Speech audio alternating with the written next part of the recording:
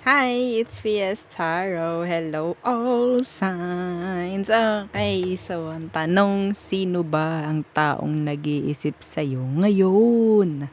Meron kaya? Oo, meron kaya, no? So, yeah, Aries through Pisces tayo, syempre.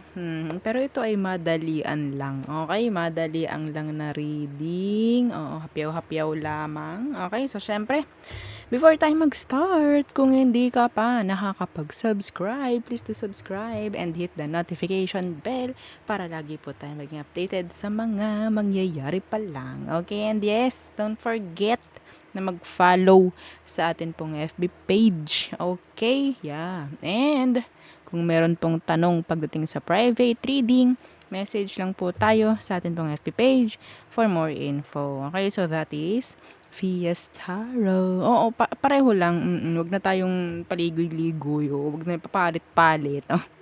Okay, and yeah, hindi natin malilimutan na i-promote ang kanyang FB page. Oo, yeah. Nagre-reading din siya if gusto nyong mag-try na magpa-reading sa kanya. Hindi namang masama. Okay, oo, yan. So, kung gusto mo, gusto nyo mag-try sa kanya, then, yeah, do it. Oh, do it. Okay, so, yan. Na, 1, 2, 3, 3, 2, 1. Okay, tama ba yung spelling ko? Oo, ganun talaga. Okay, so, okay. Let's start. Start. Okay. All signs. Sino ba ang nag-iisip sa'yo ngayon? Okay, let's start. Kay Aries. Sino ba itong nag-iisip sa'yo ngayon?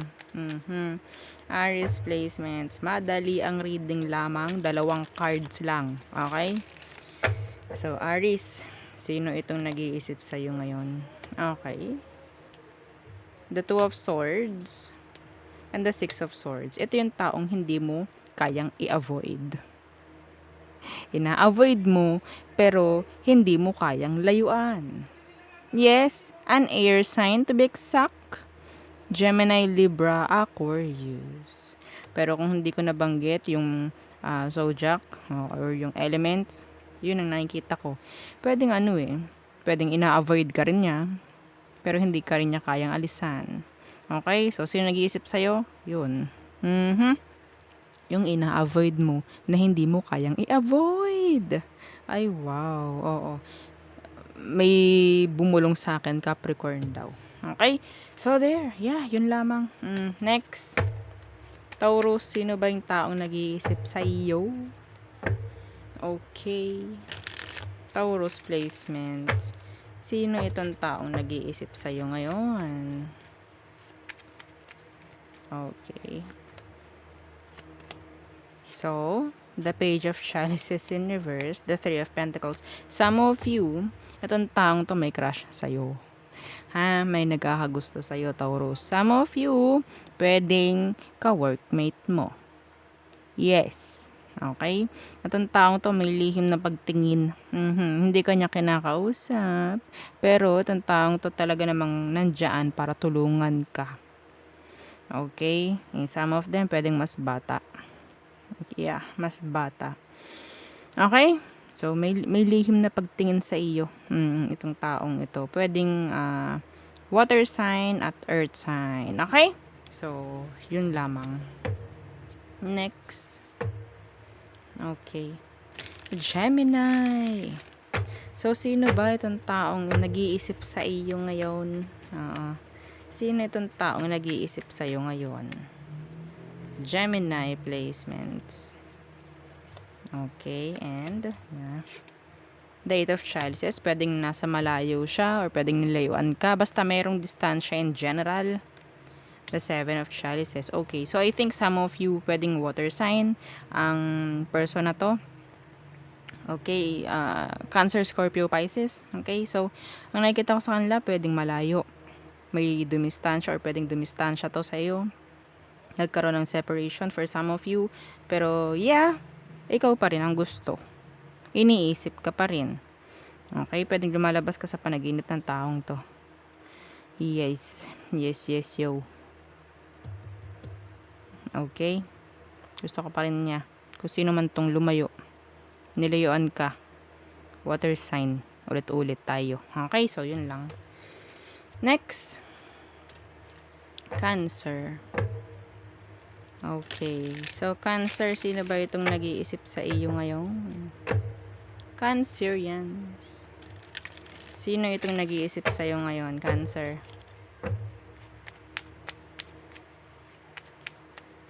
Okay. Okay. So, Death. Okay, so pwedeng Scorpio. And the Six of Wands. Okay. I think itong taong to, nagkaroon kayo ng ending. May nangyaring ending sa inyong dalawa. Pero ang nakikita ko sa taong to is parang may chine-chase, may chine-chase siyang goal. Okay? Some of you, itong taong to is nakakuha ng attention from other people. Okay? May mga pagbabago nangyayari sa buhay niya ngayon. Yeah. Pwedeng Scorpio, pwedeng fire sign. Okay, nakakuha siya ng maraming, sabihin nating, ang tawag doon, papuri. Papuri, oo. Napupuri itong taong ito ngayon. Okay? So, may nangyaring ending sa inyong dalawa dahil mayroon siyang gustong i-chase. I don't know kung anong gusto niyang i-chase. Pwedeng pagbabago. Okay? So, yun ang taong nag-iisip sa'yo ngayon. Next. Okay. Leo placements. Anong meron? Sino ba yung taong nag-iisip sa'yo ngayon, Leo? Sino itong nag-iisip sa'yo ngayon? Leo. Okay. Sino tong Sino tong nag-iisip sa'yo ngayon, Leo? Oops. Okay. The Wheel of Fortune and the Five of Chalices. Ito yung taong pinag-move onan mo. Okay? Siya yung pinag-move onan mo. Siya yung dahilan kung bakit may mga nangyayari ng bago sa buhay mo. Yeah. Okay? Ganun lang kasimple. Pwedeng ang nakikita ko, some of you may revenge sa taong to. Revenge mo is yung success. Yeah. Okay? So, there. Pwedeng water sign. Yeah. And I think this is fixed sign. Okay? So, yeah. Next. Virgo. Virgo placements. So, sino ba itong taong nag-iisip sa'yo ngayon? Some of you, kausap mo. Okay? Or gusto ng communication. Gusto ng clarity. Virgo, sino itong nag-iisip sa'yo ngayon? Okay. The Two of Wands and the Ace of Chalices in reverse. Itong taong to is may takot na mag-offer ng love. Sinayang ng taong ito. Oo. Yung dapat na masayang relasyon. Naging, sabihin natin, namangka sa dalawang ilog. Yeah, namangka siya sa dalawang ilog. Nagkaroon to ng tawag dyan, pagpili. Okay, itong taong to. Some of them hindi kontento, hindi marunong makontento. Okay, confusion ang dala. Hindi niya hindi niya ibinigay yung offer of love. Siguro yung genuine. Okay? So confusion yung binigay niya sa'yo. Kung sino man yung iniisip mo, maybe siya yun. Okay? Kung nagtutugma ito, pwedeng siya yung nag-iisip sa'yo ngayon. Okay? Some of them pwedeng malayo. May pagdistansya. Okay? Pero nandun pa rin nandun pa rin yung connection. Yeah, kahit may distansya, nandun pa rin yung connection. Okay? So, there. Next. Libra. Libra placement. Sino ang nag-iisip sa'yo ngayon? Sino nag-iisip sa'yo ngayon, Libra?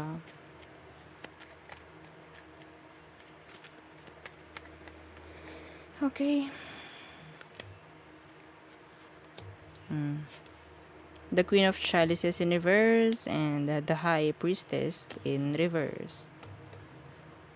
Ito yung taong makasarili. Ito yung taong parang lagi na lang gusto makakasigurado. Okay? Siya yung taong ang daming gustong malaman pagdating sa'yo.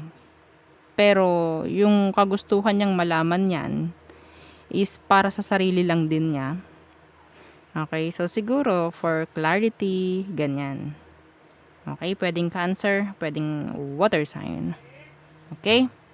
Yeah. So there. Next. Scorpio. Scorpio placements. So, sino ba ang taong nag-iisip sa iyo ngayon, Scorpio? Scorpio, Scorpio, Scorpio. Some of you, your past person. Oo, past person agad. Okay. Scorpio, sino to? The Hanged Man in reverse. And, the Two of Pentacles. Okay, so itong taong to is someone na naging juggler. Okay, juggler. Siya yung taong ayaw niyang maipit sa sitwasyon. Okay? So, nagkaroon ng chance na nilayuan ka niya, dinrap ka nitong taong to, dahil ayaw niyang maipit sa isang sitwasyon. This is so specific. Okay? Ayaw niya ng responsibilities, ayaw niya ng kung anumang stress, na kung anumang sa relasyon, sa connection nyo, ayaw niya nun. May takot ito na totally na magstay sa connection nyo. Yeah, so hindi malayo na nagkaroon kayo ng separation ng taong to. Okay, so yun. Pwedeng Pisces, pwedeng Earth sign. Next is Sagittarius. Okay. Sag. Sino itong tao na nag-iisip sa'yo ngayon? Sagittarius placements. Sino itong nag-iisip sa'yo ngayon? Anong meron? Tingnan natin. Sino itong nag-iisip sa'yo ngayon? Okay, and there you go. Okay, Judgment in reverse and the Six of Chalices. So, this is your past person na ayaw nang bumalik dahil nagkaroon na ng ending ang cycle ninyo. Pwedeng Scorpio, pwedeng water sign. May nangyaring ending sa cycle. Okay? Pero, namimiss ka niya. Namimiss ka niya. Kung ito man, I think, ito specific matagal na kayong hindi nag-uusap ng taong to. Yes, matagal na. Okay? So, there. Iniisip ka niya. Next. Capricorns. Capiru. Okay. Capricorns. Ano ba ang meron? I'm not ready. Not ready yet. Okay. Capricorn. Sino itong taong nag-iisip sa'yo ngayon? Capricorns. Okay. There. The Four of Chalices. Water sign, the King of Wands. So, itong taong to maigo. Kahit miss na miss ka, kahit gustong gusto ka, nandyan pa rin mangingibabaw yung ego niya. Mangunguna yung ego. Okay? Nandyan yung pwedeng sad siya. Okay? Like, alam mo yung batang parang nagtatampo. Alam mo yung nagtatampo. Parang batang inagawan ng candy. Parang ganun. Ganun yung energy niya. Okay? Yung kunyari, strong siya sa panlabas, pero deep inside, soft. Parang bata. Okay? Yeah. The Three of Chalices, nasa ilalim. So, pwedeng nagkaroon kayo ng, sabihin natin, third party, or nagkaroon lang ng open relationship, or pwedeng nangyari is, na friend zone. May na friend zone. Okay? Hindi nag-level up ang relation, or connection nyo, ng taong ito. Yes, hindi siya masaya. Siya yung taong hindi masaya. Hindi nagkaroon ng kung anuman pagdating sa buhay. Kung anuman, like victory, success, wala. Okay? So, next is Aqua. Okay, Aquarius placements. Pasensya na po sa mga ingay sa paligid.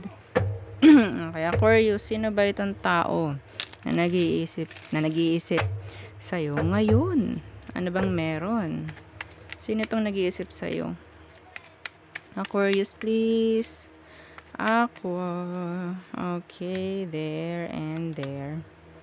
Okay. The Sun in reverse. Pwedeng Leo.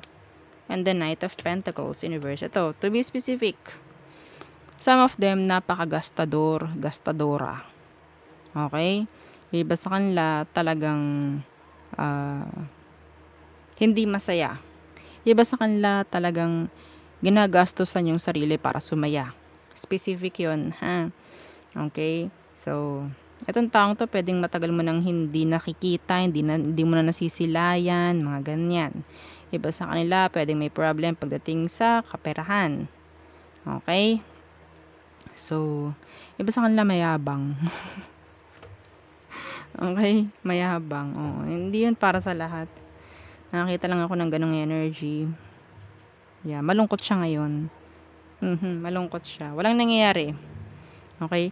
Pwedeng itong taong to, binigyan ka nito ng confusion. Okay? Walang ibinigay na clarity sa'yo itong taong to. Pabalik-balik lang. Back and forth. On and off kayo. Okay? So, there. Next. Pisces. Okay. So, Pisces placements. Sino ba itong taong nag-iisip sa'yo ngayon? Ang sakit na ng lalamunan ko. Okay. Pisces. Sino itong taong nag-iisip sa'yo ngayon? Okay. Okay. So, the Nine of Chalices in reverse. Okay. So, I think, ito yung taong parang nasayang ka or nasayang mo. Naging missed opportunity or sabihin nating unfulfilled. Okay, naging unfulfilled. Oo, like hindi nakuha na pangarap, parang ganyan. Yeah, the Six of Chalices in reverse. Okay, so I think itong taong ito, pwedeng hinayaan na lang niya yung connection. Siya yung taong never na hihingi. Okay, hihingi ng another chance. Pwedeng earth sign, pwedeng water sign. Okay, nagkaroon ng codependency. Iba sa kanila, ito specific. Madalas nang hihingi. Madalas tong manghingi. Okay? Madalas, pakabig. Pakabig ng pakabig. Yes, pinirahan kayo. To be specific, pinirahan kayo ng taong to. Okay? Yes. Sa sinabi kong yun, may pumasok na sa utak niya, no? Oh, naman. Okay, so there. Yun ang ating reading for all signs. So, thank you. Bye!